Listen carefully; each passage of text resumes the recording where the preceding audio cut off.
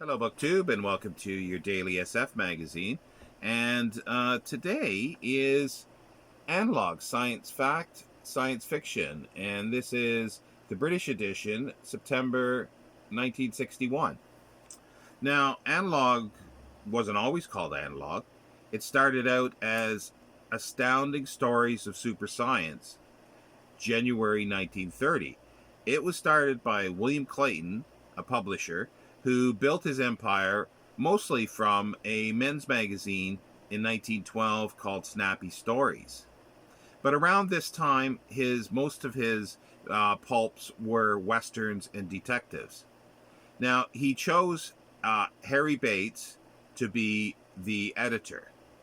Harry Bates is sort of best known, I suppose, for two things: this editorship, but not in a good light, but in and his 1940 "Farewell to the Master" short story that was published in Astounding in October 1940.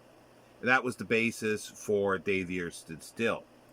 Now, the Astounding Stories of Super Science, and that is the key, because around this time, late 20s, science fiction started going into this way, the super science, very space opera, Doc Smith, Jack Williamson type stories.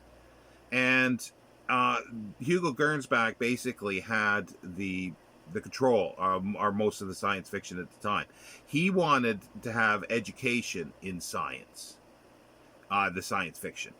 But William Clayton, he was in it for the money and the entertainment. So no education, he wanted the sensationalist material. Harry Bates, worked with that. And he started himself in November 1931 with writer Desmond Hull a series called Hawk Cars. And it was under the pseudonym of Anthony Gilmore, and it was very popular. It was definitely sort of space opera, supervillains, about superhero, damsels in distress, bug-eyed monsters. That's the kind of material that was being written at the time. So they brought over, and they were able to get Jack Williamson, Doc Smith, Murray Leinster, and Ray Cummings from the Muncie magazines, and they actually paid well. Like Clayton paid well for. He paid 2 cents per word on acceptance. This was unknown at the time in the pulps, because usually the average was about half a cent on publication, and you had to chase it. They were very prompt with paying. So they did this immediately. They shortened the name just to Astounding Stories in February 1931. However, it reverted back to its full title, Astounding Stories of Super Science, in January 1933. Now, let's speed ahead a little bit to 1932 here.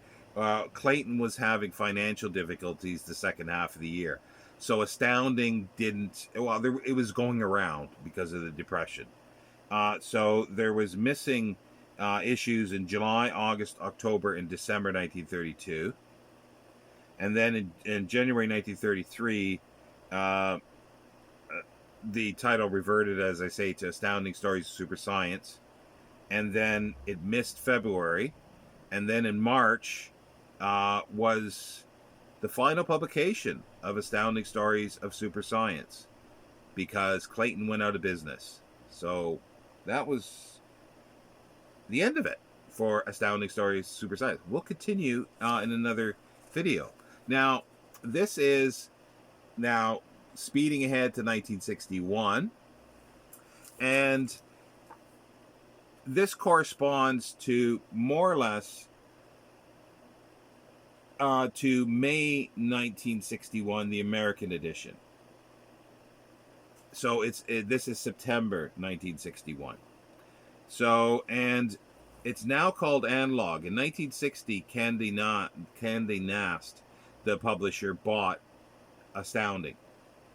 Now, that allowed John W. Campbell, who was editor at this time, to change finally the name fully. He did not like Astounding. So in February of 1960, he started fading out the astounding name with analog over top. That continued for 8 months, and September was the final one, and October was then analog. I'll revisit that a little more with the differences with the whole panel of the issues, at least the British ones, and see how it's done. Now, so we've got analog now. The contents of here is Christopher Anvil, who that was the pseudonym of Harry Christopher Crosby. He wrote right up until sort of his death in the early 2000s. Interstellar Patrol, I think, is the one that was one of his big ones.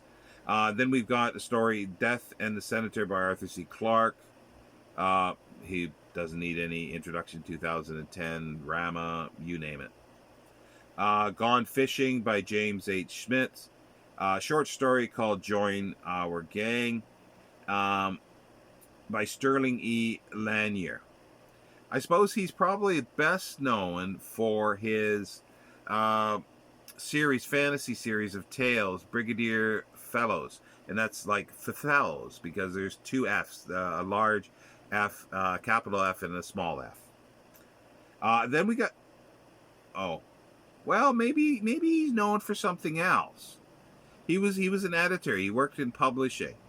And in 1965, he was working for Chilton Publishers. That may ring a bell to you.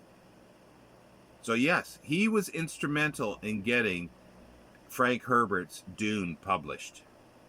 So yeah, he did something good. And then we've got a serial called The Fisherman. It's part 2 in here of 4 parts, and that's by Clifford D. Simak. You say that doesn't sound familiar? Well, that was the serialization name for Time is the Simplest Thing, his novel. It's sort of a space time travel thing, but no sort of physical travel. It's sort of humans are now traveling through space with their mind, and they encounter things out there.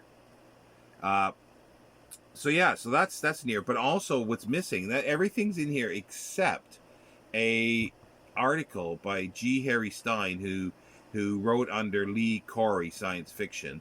But he was sort of a pioneer, or beginnings of model rocketry. And he wrote the science article. It says Science Fact article called "Is Science Fiction Too Conservative?" That looks actually quite interesting. Also, the difference is John W. Campbell is noted for editor here, but it does not say assistant editor Kate Tarrant, which it does in the American version. Now, I will revisit her at a later date because she is interesting. And that ends your daily SF magazine. See you next time.